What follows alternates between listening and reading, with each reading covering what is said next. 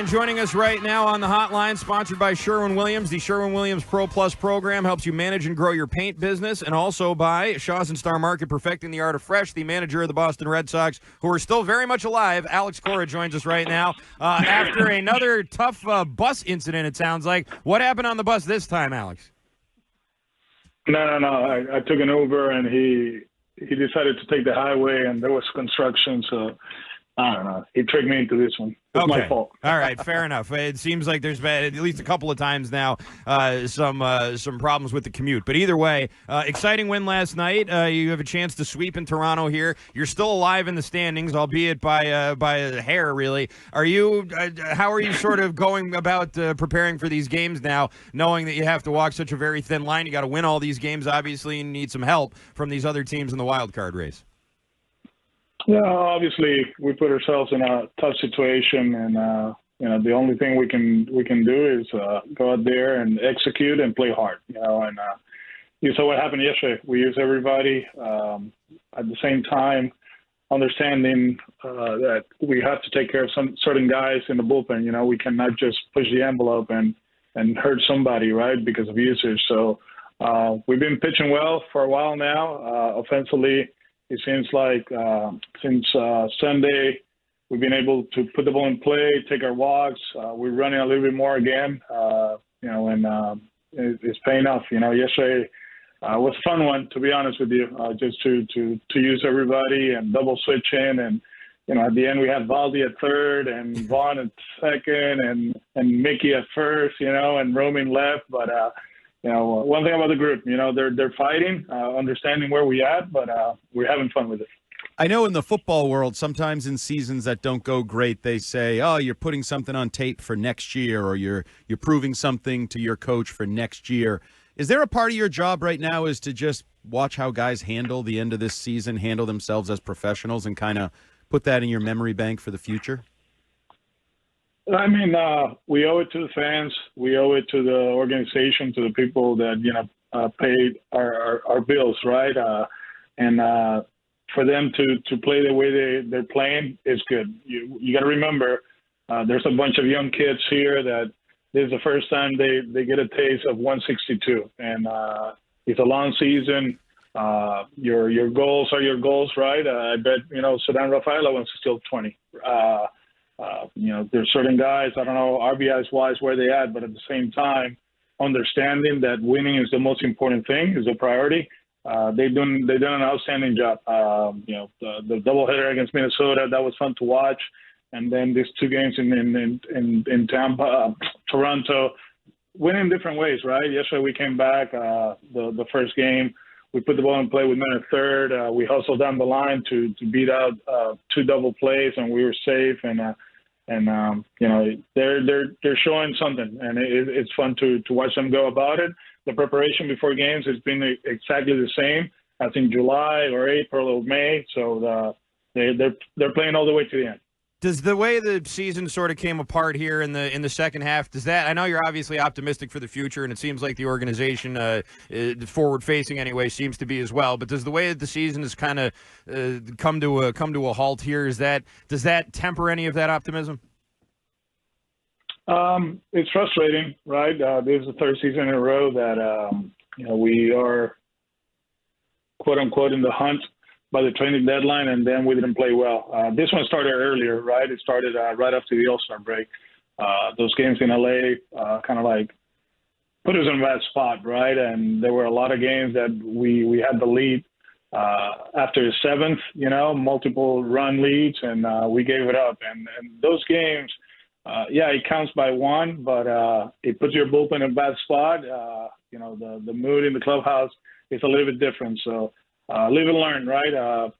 Like I said, it is a young group that probably is going to get younger, right, with time. But it's a good learning experience, not only for them, but for us as a coaching staff to see how they react to certain situations, see what we can do in the off season to put them in a better spot. And I truly believe that, if this is, the struggle, right, I think it's the last time we're going to struggle. We're going to be a force again sooner rather than later. We've talked to you about the injuries and having to do a lot of different things in terms of personnel and lineup, but how much did you appreciate the fact that you have 3 starting pitchers that went out there 30 or more times, and actually with Pivetta, 4 guys with 25 or more starts. How much did that, at least on the pitching side, make your job easier? Well, as you guys know, the narrative since Clay Buchholz, right, and then John Lester is the Red Sox don't have homegrown starters. Yep. Well, now we have 3, and they did an amazing job. If you look the season, right, don't only look the first half for Bello or Crawford in the middle of the season and Tanner a little bit right after the All-Star break. If you see the whole body of work, pretty solid, man. It's been fun to watch the way they finish. You know, they pitch extremely well in September when it really matters. You know, when they're getting to a point here that they don't know. You know what's starting at the big leagues, 22 games, 25 games, 28 games, and now 30. And all of them are healthy. They're doing an outstanding job.